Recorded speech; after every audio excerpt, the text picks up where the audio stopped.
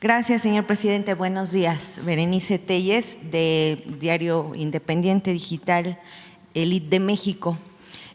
Pues mi pregunta es, el día de ayer, dieron un comunicado frente que se está generando en la oposición, donde mencionan que ellos tienen un proyecto de país, es un proyecto que ellos denominan proyecto de país, y hacen una crítica a su gobierno, como siempre, presidente. Sin embargo, bueno, pues viendo el panorama en el que se encuentra en estos momentos México, conociendo la labor que usted ha desempeñado por muchos años, esta labor ardua de estar en la oposición en un primer momento y luchar contra viento y marea, pues por muchos años, presidente, y hablar de un proyecto en estos momentos, pareciera que la oposición está generando ocurrencias, no por demeritar a nadie, pero difícilmente, incluso en estos momentos, ante el tema de las corcholatas, llamadas corcholatas, pues es que no vemos que haya este espíritu de realmente de transformación de lo que viene. Los mexicanos a veces nos intentan confundir con estamos bombardeados por mucha información, mucha de ella es falsa. Estaba leyendo hace un rato los diarios, los titulares, hablan de que bueno, hubo mayor crecimiento económico en el periodo de Peña que en el de su gobierno, mayores empleos, cuando bueno, pues usted atravesó por una pandemia, una guerra, en fin, muchas cosas que son falsas. Y ahora, bueno, la oposición viene con este tema de un proyecto de nación. Quisiera preguntarle, el proyecto que usted encabeza, nos queda claro a millones de mexicanos que no es una ocurrencia, que usted ha venido luchando por la transformación de este país, contra viento y marea, como ya lo mencioné, por muchas cosas. Desde la oposición, no le tocó una oposición cómoda como la que está ahorita la oposición actual, le tocó una oposición bastante férrea y pues dura, porque no era lo mismo cuando se era perseguido político que actualmente. Entonces, ¿cómo visualiza qué va a pasar cuando usted se vaya? Ya sé que se lo ha preguntado muchas veces, pero ¿qué va a pasar? Ya sé que dice que el pueblo, pero con este bombardeo de información falsa, donde no dicen las cosas como son, donde pues ha sido a base de mentiras que intentan sostener algunos privilegios con los que todavía cuentan. ¿Cómo visualiza? ¿Qué va a pasar cuando usted se vaya? Podría decir que, parafraseando al presidente Juárez, podría repetir que el triunfo de la reacción es moralmente imposible. El triunfo de los conservadores es moralmente imposible. Hablando de sus proyectos o del proyecto que mencionan, desde luego no está escrito ni esbozado, pero es cosa de imaginar cuál es su proyecto en la fachada, porque en el fondo su proyecto es robar, pero en la fachada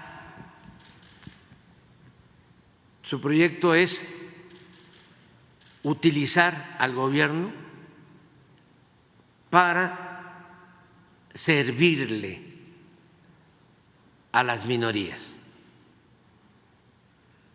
Fíjense, esto para los jóvenes. Cuando se decidió, después de una crisis provocada por Salinas y Zedillo, por el gobierno de México, neoliberal, corrupto de ese entonces, se produce una crisis económica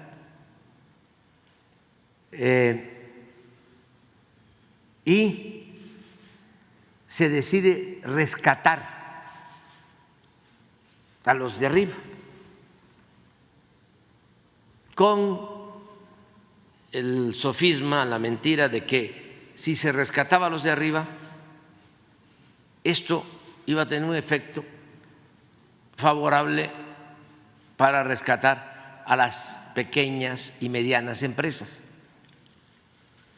Las pequeñas empresas siempre las han utilizado como bandera, las pymes, siempre hablan de eso. Pero en nombre de las pymes, todos contra AMLO, AMLO contra todos. La llegada al gobierno de México de Andrés Manuel López Obrador, su movimiento de regeneración nacional Morena y su proyecto Cuarta Transformación en 2018 modificó el escenario político tanto en el plano más superficial de lo que Antonio Gramsci llamaba la pequeña política, como en algunos procesos de fondo que atañen a formas y expresiones político-culturales. En relación con los actos más visibles y ruidosos, además de las reconfiguraciones que ha implicado para las izquierdas, vale la pena detenerse en el recomendamiento de la derecha del espectro político.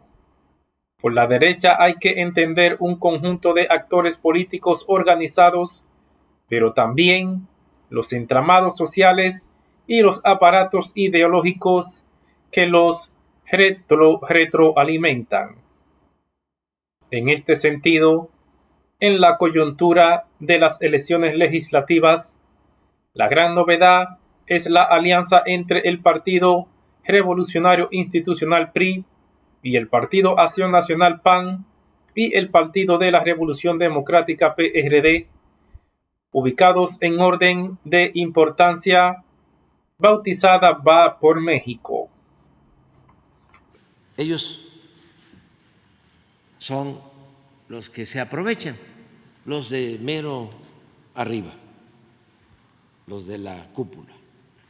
Entonces deciden rescatar a los de arriba, banqueros, grandes empresarios,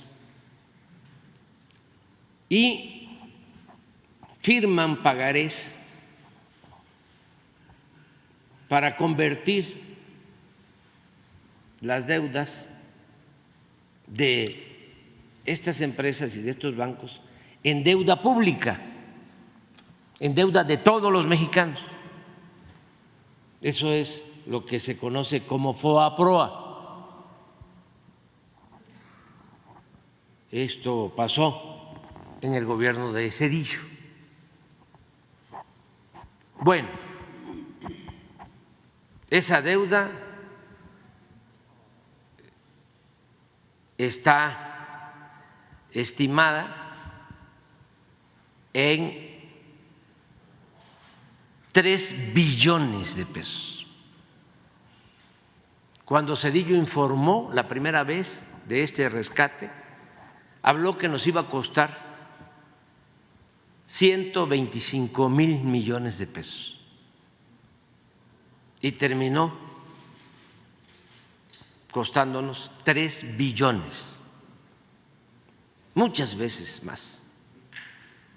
al grado de que ya se han pagado cerca de 2 billones y todavía hay 1 billón pendiente. Año con año hay que destinar del presupuesto de 40 a 50 mil millones de pesos solo para pagar los intereses de esa enorme deuda que se va a terminar de pagar 30, 40, 50 años más adelante. Bueno, ¿quién creen ustedes que cuando se aprobó en el Congreso esta operación, esto para los jóvenes, cuando se aprueba esta operación,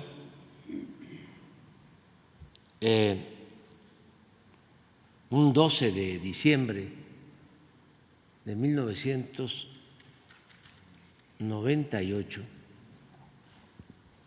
Día de la Virgen de Guadalupe, votó el PRI y el PAN juntos en el Congreso. ¿Quién era secretario de Hacienda? ¿Lo puedes buscar? Porque me puedo equivocar.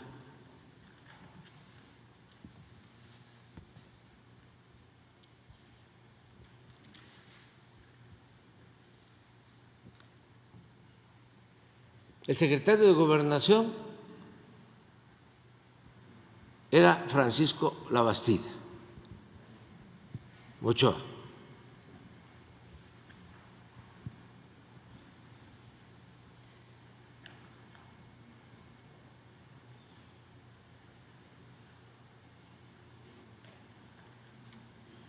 Estaba en 98 al principio, pero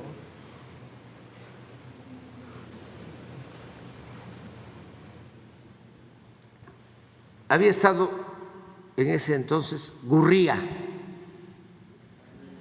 cambiado después por Guillermo. José Ángel Gurría. Es el que está al frente en estos Ah, momentos. bueno. ¿Quién es ese señor? José Ángel Gurría. Estamos hablando de 1998, 97, 98. Me acuerdo porque yo era dirigente de un partido y me querían convencer y me invitaban a cenar.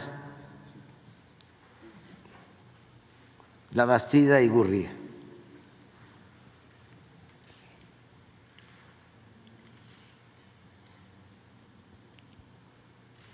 Bueno, ¿quién es ahora? ¿Cuánto tiempo ha pasado del 98 a la fecha? 25 años. 35 años, por eso le hablo a los jóvenes. 25, porque los que tienen 25 años pues estaban naciendo, tiernitos. ¿Quién es ahora el responsable del proyecto del bloque conservador? De ese proyecto al que tú hablas. Gurría. Se le llegó a llamar el ángel, porque es José Ángel, se le llamó el ángel de la dependencia. ¿Qué no pueden buscar a otro? O sea, ¿qué no tienen economistas, especialistas?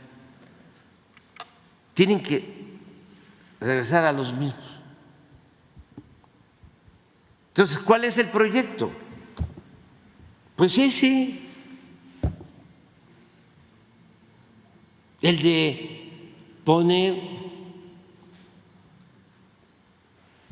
al gobierno y sobre todo al presupuesto, que es dinero de todos los mexicanos, para... Pero más allá de la punta del iceberg, hay que completar un cuerpo de volumen más extenso, constituido por sectores y fracciones de clases, así como otros actores empresariales y los medios de comunicación masivos que les pertenecen. Sin el afán de ofrecer una radiografía fina de un aniversario complejo, bosquejaré